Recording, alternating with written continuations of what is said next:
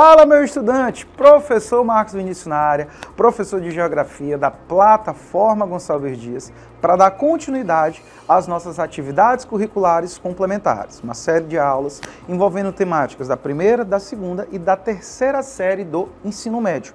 E hoje nós vamos dar continuidade a um assunto importante envolvendo os assuntos do ensino médio, que é um assunto que a gente trabalha no primeiro, mas reforça no terceiro, que é o assunto da climatologia. Já tivemos uma aula inicial sobre os conceitos de climatologia, explicando alguns elementos importantes, e nessa aula a gente falou muito que o clima ele é um elemento diretamente influenciado pelos fatores climáticos. Então, hoje nós vamos abordar que fatores são esses e como eles influenciam na formação de um clima, de uma região, de um espaço. Perfeito? É um assunto central da parte envolvendo climatologia. E o mais legal de tudo, estudante, eu já antecipo contigo.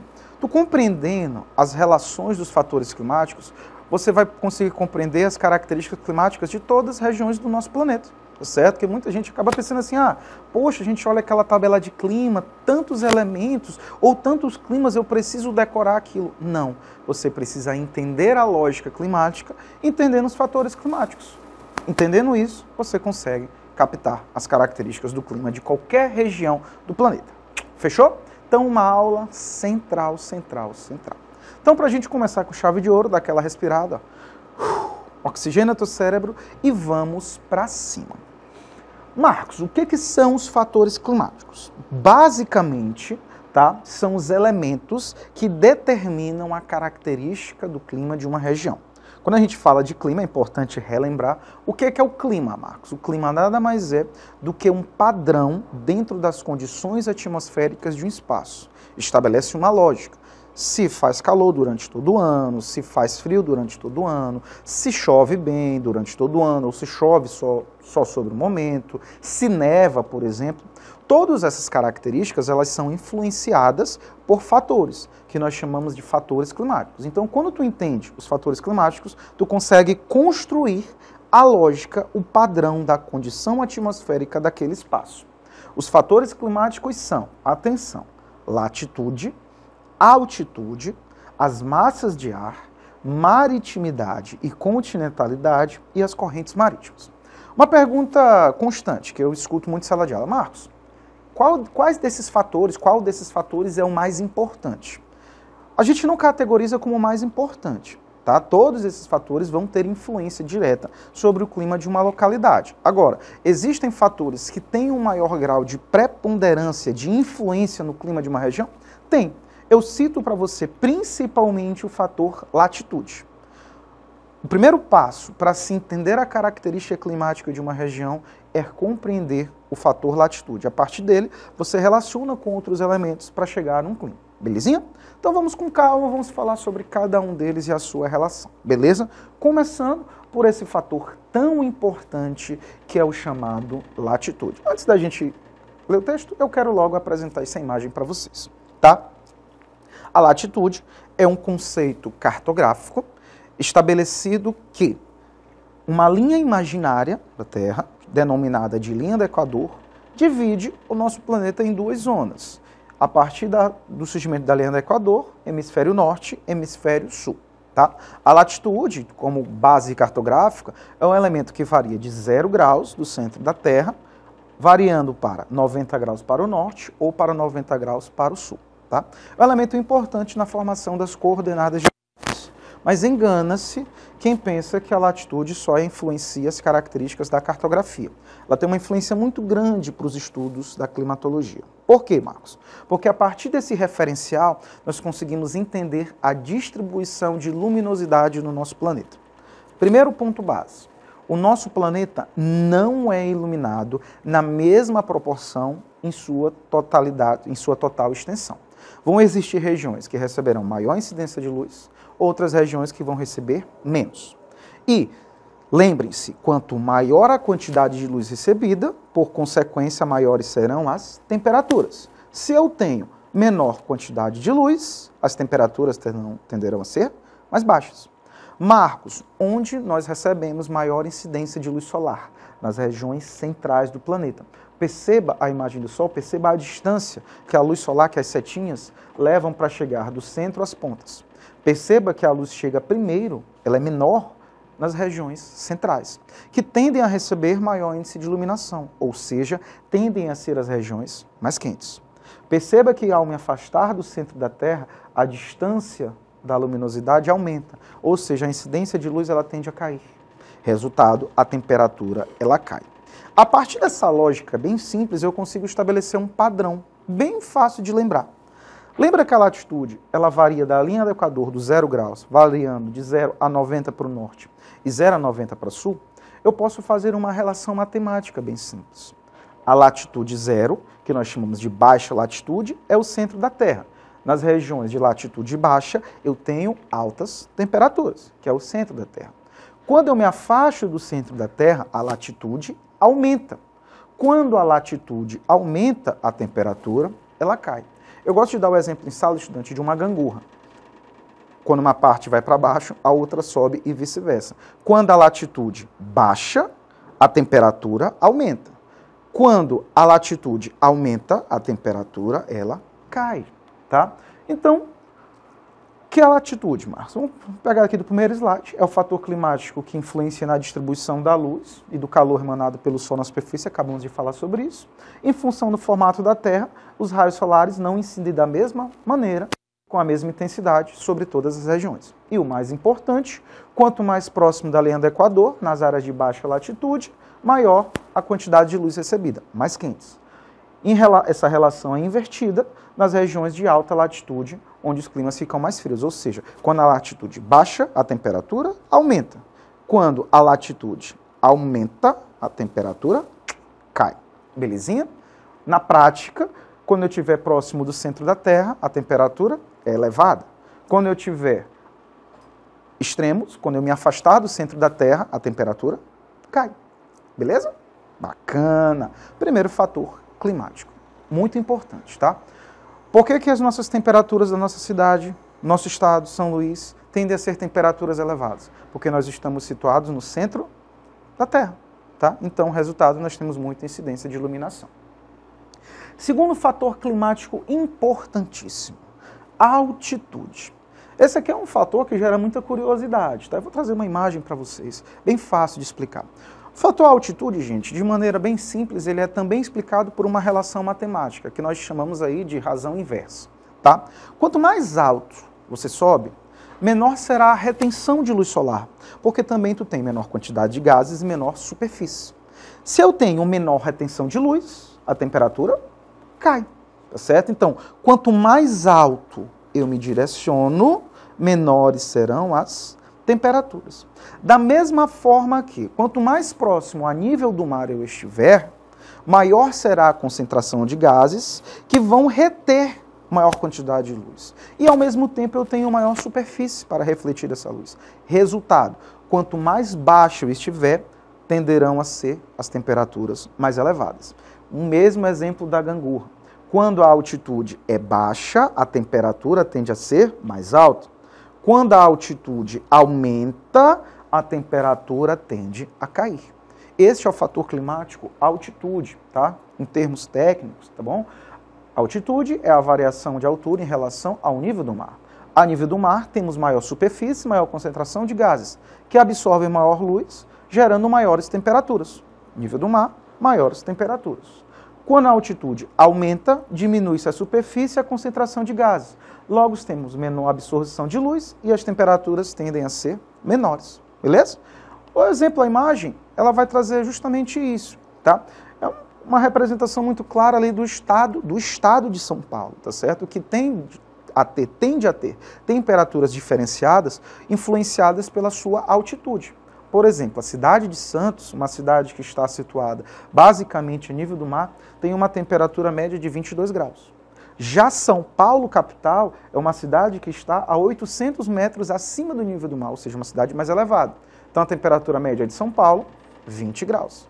E a famosíssima Campos do Jordão, uma cidade que fica situada a 1.700 metros acima do nível do mar, já tem temperaturas médias de 18 graus. Perceba que quanto maior a altitude aumenta, quanto mais a altitude aumenta, as temperaturas tendem a cair.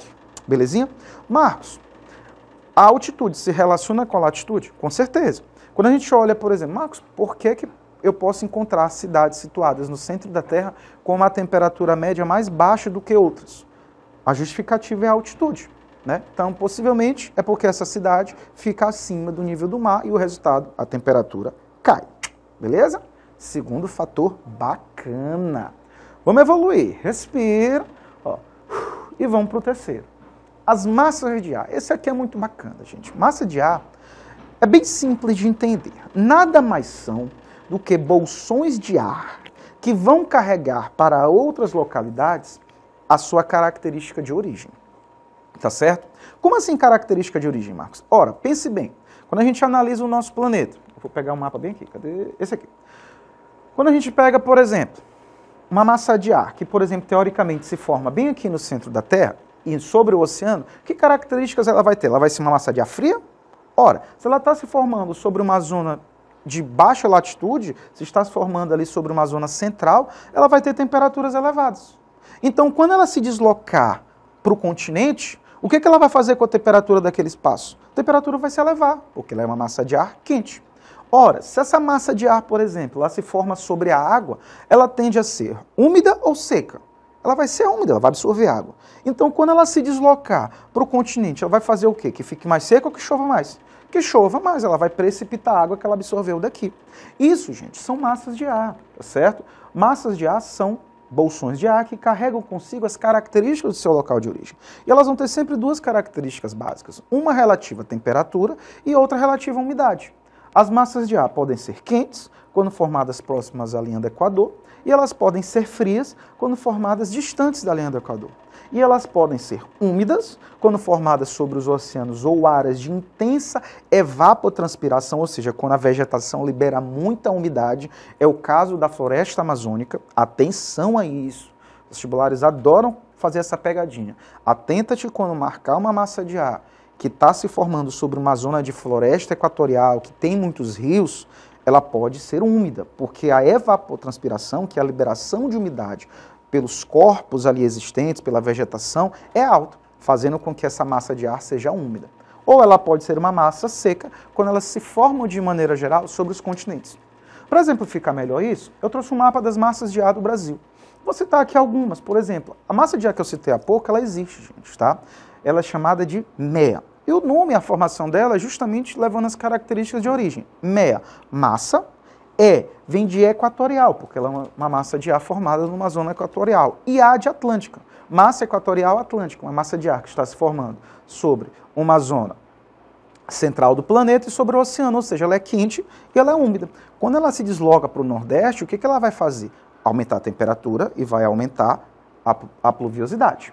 Outra massa importante, que eu vou pegar bem aqui, ó, a MPA, massa polar atlântica. Ora, se é uma massa polar, é uma massa fria.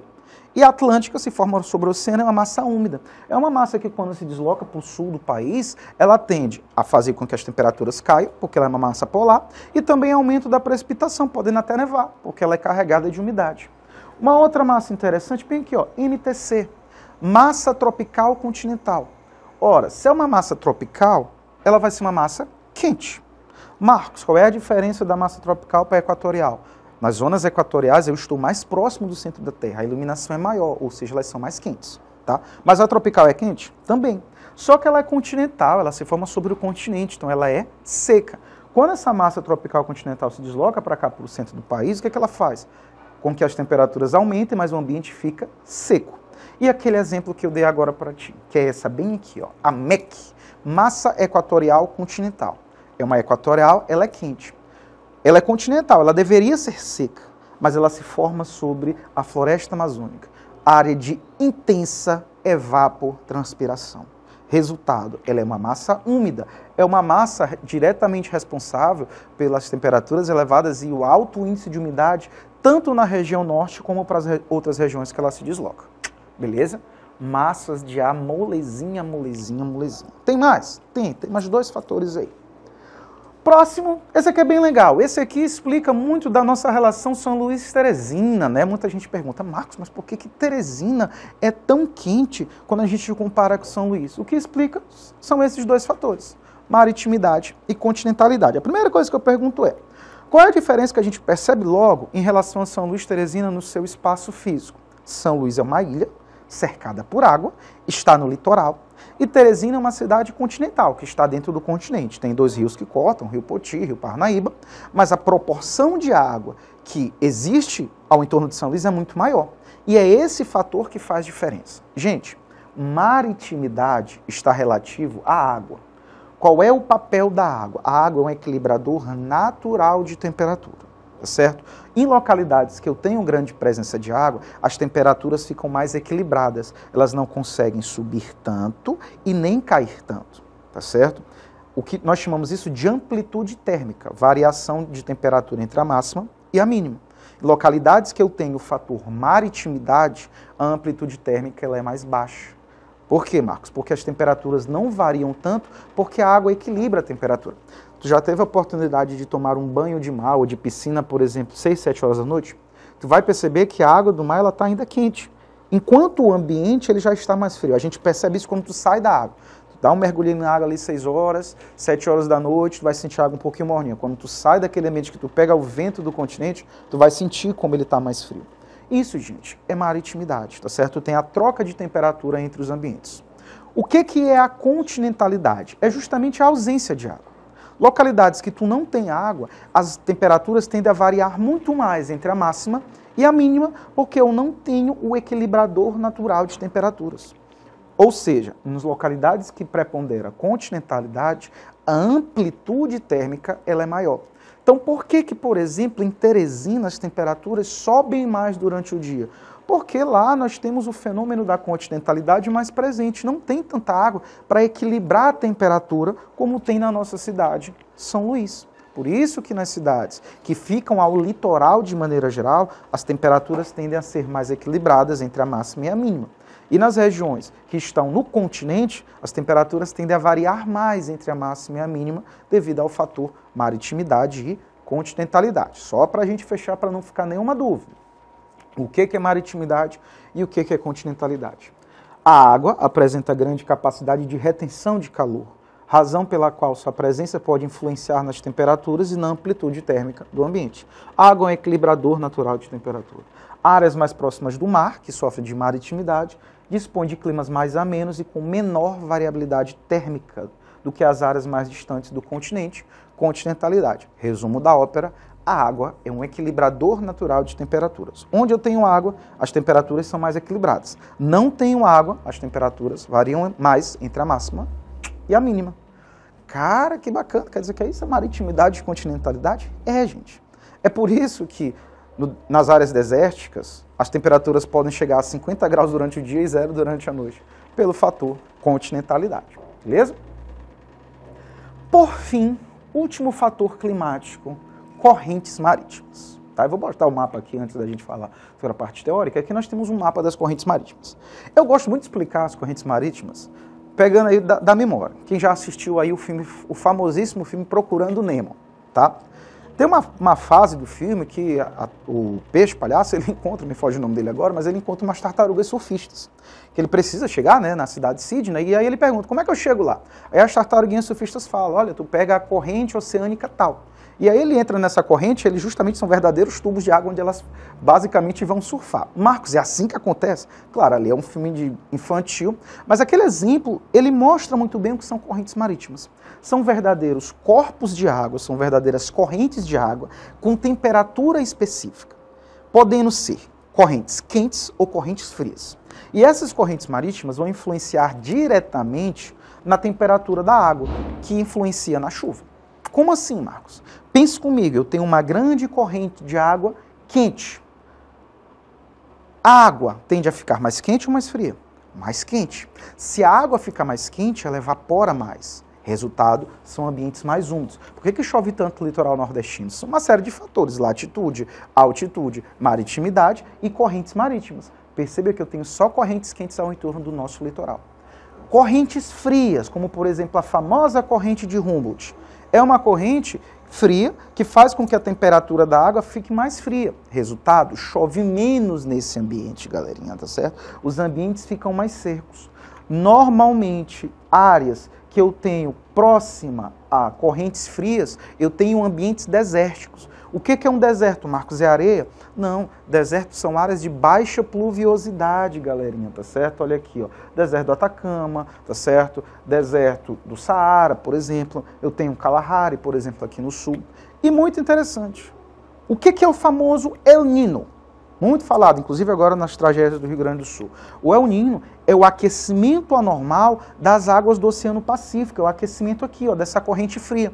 Se a água fica quente, o que vai acontecer? Evaporar mais água e chove mais. Então isso são as correntes marítimas, tá? Correntes marítimas são formadas a partir do deslocamento de grandes volumes de água nos oceanos, influenciam na temperatura e na umidade do ar nas regiões por onde passam. Podem ser quentes ou frias, e as correntes quentes tendem a provocar chuvas e tempestades na zona costeira, enquanto as correntes frias não transferem umidade para a atmosfera, os ambientes ficam mais secos. Beleza. Aí fechamos os ditos fatores climáticos. Para a gente fechar com chave de ouro agora, vamos responder alguns exercícios? Vamos lá, respira que foi bastante coisa. Vamos lá. Primeira questão. A latitude é um importante fator climático que auxilia na definição das zonas climáticas. A zona que recebe maior volume de calor no planeta é qual? Ora, são as zonas que estão situadas no centro da Terra, são as zonas equatoriais, tropicais ou intertropicais. Se a gente procurar aqui, galerinha, a nossa resposta mais óbvia é a letra E, regiões tropicais que ficam entre os trópicos. Se eu quisesse uma resposta mais aprofundada, seria o clima equatorial, beleza? Vamos responder mais uma, para a gente fechar com chave de ouro? A maritimidade, característica especialmente das zonas litorâneas, tem como impacto o quê? Ora, falamos há pouco. A maritimidade, basicamente, é a presença de água no ambiente, que faz com que as temperaturas fiquem mais equilibradas entre o dia e a noite, entre a máxima e a mínima. Então, letra A, ela tem como impacto o pequeno número de tempestades de verão? Não. Letra B, ela tem como impacto o aumento da precipitação das chuvas ácidas? Não, né? Letra C, ela tem como impacto o diminuto nível da umidade relativa do ar? Ela tem como, letra D, é um fenômeno da inversão térmica nas cidades?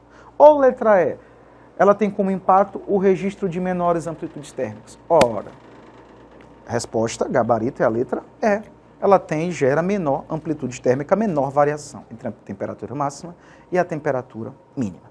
Belezinha? Meus queridos estudantes de todo o Maranhão, todo esse material, tá certo, que nós trabalhamos hoje vai estar disponível para ti, nós temos todo um resumo estruturado, tudo isso aqui que tu viu vai estar lá para ti bonitinho, em resumo também, com mais questões, para tu acompanhar e aprofundar aí com o teu professor, belezinha? Continua acompanhando a gente na plataforma Gonçalves Dias, nas nossas redes sociais, do Instagram principalmente, sempre tem projeto novo, sempre tem novidade nova, tá certo?